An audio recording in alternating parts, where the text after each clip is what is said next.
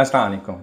आज की इस वीडियो में हम बात करेंगे पाइल्स के बारे में, जिसको उर्दू में बवासीर कहा जाता है और मेडिकल की टर्म में इसको हेमरॉइड्स कहा जाता है। इस वीडियो में हम कोशिश करेंगे कि जो बवासीर के बारे में अमूमी सवालात हैं उन तमाम सवालों का तसल्ली बख्श जवाब आपको मिल जाए।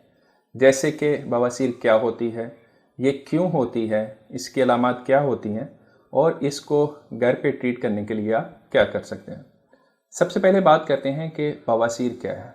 बवासीर या पाइल्स बेसिकली जो हमारी बड़ी आंत का आखिरी हिस्सा है, जिसको एनस और रेक्टम कहा जाता है, इसमें जो वेन्स होती हैं उनकी सोजश को कहा जाता है। हेमरॉइड्स की दो इकसाम होती हैं, एक इंटरनल हेमरॉइड्स होते हैं और एक एक्सटर्नल हेमरॉइड्स।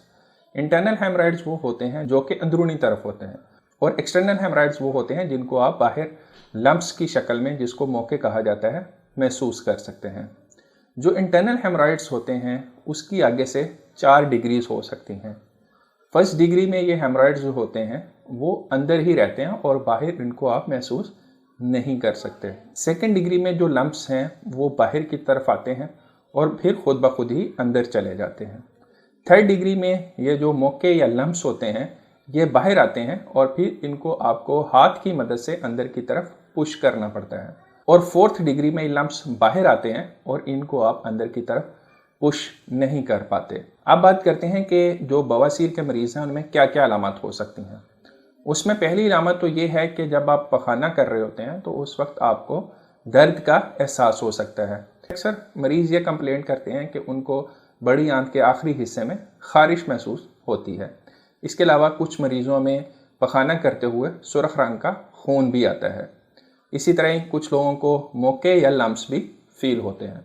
तो ये 4 बड़ी अलामत हैं जो कि बवासीर के मरीज़ों में पाई जा सकती हैं। अब बात करते हैं कि बवासीर की बेसिकली वजूहात क्या क्या होती हैं।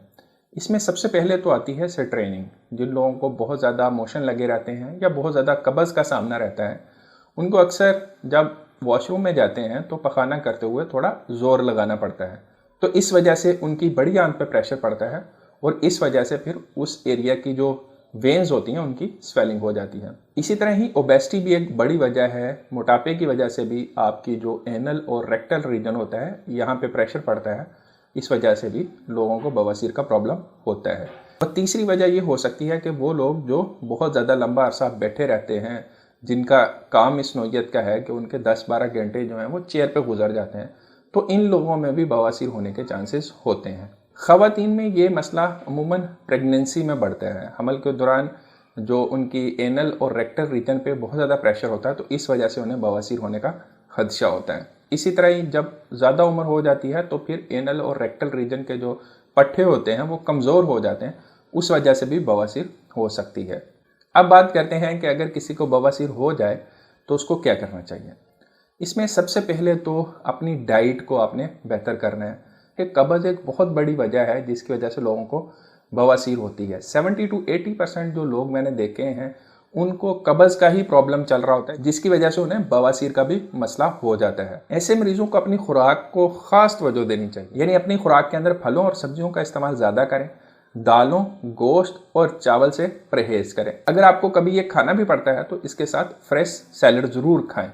इसी तरह ही डेली 30 से 40 मिनट की वॉक को अपना मामूल बनाएं और दिन में 8 से 10 गिलास पानी के ज़रूर पिएं। अगर आप इन हदायत पे अमल करेंगे तो आपको कब्ज़ का प्रॉब्लम नहीं होगा। अगर डाइट से कॉन्स्टिपेशन का प्रॉब्लम ना हल हो रहा हो तो फिर आप ओवर द काउंटर फार्मेसी से स्टूल सॉफ्टनर्स भी ख़रीद सकते हैं। ये मुख्तलिफ शरबत होते हैं जिनको आप पी लें तो आपके जो स्टूल जो सख्त हुए होते हैं वो थोड़े लूज़ हो जाते हैं। इससे भी आपका बवासीर का मसला हल हो सकता है। इसके अलावा बवासीर की एक बड़ी अलामत जो है वो खारिश और दर्द होती है। उसके लिए आप सीड्स बाथ ले सकते हैं। सीड्स बाथ के लिए आप एक टब के अंदर नीम गर्म पानी लें और इसके अंदर थोड़ा सा डिटोल या फिर पायोडीन मिक्स कर दें और इसमें 10 से 15 मिनट के लिए बैठें और ये अमल आप दिन में 2 से 3 बार करेंगे तो इससे जो आपकी दर्द वाली फीलिंग है और जो आपकी सोजिश है उसको काफ़ी हद तक कम करने में मदद मिलती है। इसके अलावा आप इस दर्द और सोजिश को कम करने के लिए कोल्ड कंप्रेसेस का इस्तेमाल भी कर सकते हैं। इसमें आप थोड़ी सी बर्फ़ लें, इसको किसी कपड़े में लपेटें, इसको अपनी एनस वाली जगह के ऊपर अप्लाई करें। तो तो इससे भी आपकी जो बवासीर की अलामत है काफ़ी हद तक कंट्रोल हो जाएंगी। इसके अलावा ओवर द काउंटर मुख्तलिफ किस्म के पेन किलर हैं, जैसे कि पैरासीटामोल है, इबुप्रोफेन वगैरह है, ये भी दर्द को कम करने के लिए इस्तेमाल किए जा सकते हैं। इसके अलावा आपको फार्मेसी से मुख्तलिफ किस्म की ऑइंटमेंट्स और क्रीम्स भी मिल सकती हैं जो कि काफ़ी हद तक सेफ़ होती हैं। इससे भी आपका बवासीर का मसला हल हो सकता है।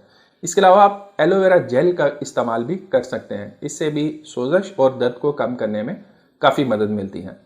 तो अगर आप इन छोटी छोटी टिप्स पे अमल करेंगे तो इंशाल्लाह आपका जो पाइल्स का मसला है काफ़ी हद तक हल हो जाएगा। लेकिन अगर खुदा न खास्ता आपको बहुत ज़्यादा पेन रहती है, बहुत ज़्यादा ब्लीडिंग होती है, आप में खून की कमी हो रही है इस ब्लीडिंग की वजह से, या आपके मौके इस तरह है कि वो एनस से बाहर की तरफ आ गए हैं और आप अंदर की तरफ नहीं जा रहे, तो ऐसी सूरत में फ़ौरन डॉक्टर को चेक करवाएं। डॉक्टर भी इनिशियली आपको इन्हीं सारी हदायत पे अमल करने को कहेंगे। अगर आप इन हदायत पे अमल कर लेंगे तो उम्मीद है आप सर्जरी से बच जाएंगे। लेकिन कुछ लोगों में जिनमें ज़्यादा प्रॉब्लम होता है उनमें फिर सर्जरी भी करनी पड़ती है। जो बवासीर की सर्जरी है उसको हेमरेक्टमी कहते हैं। ये ओपन हेमरेक्टमी होती है, क्लोज्ड होती है, इस तरह लेज़र हेमरेक्टमी होती है। तो मरीज़ की कंडीशन को देखकर डॉक्टर सर्जरी एडवाइस कर सकते हैं।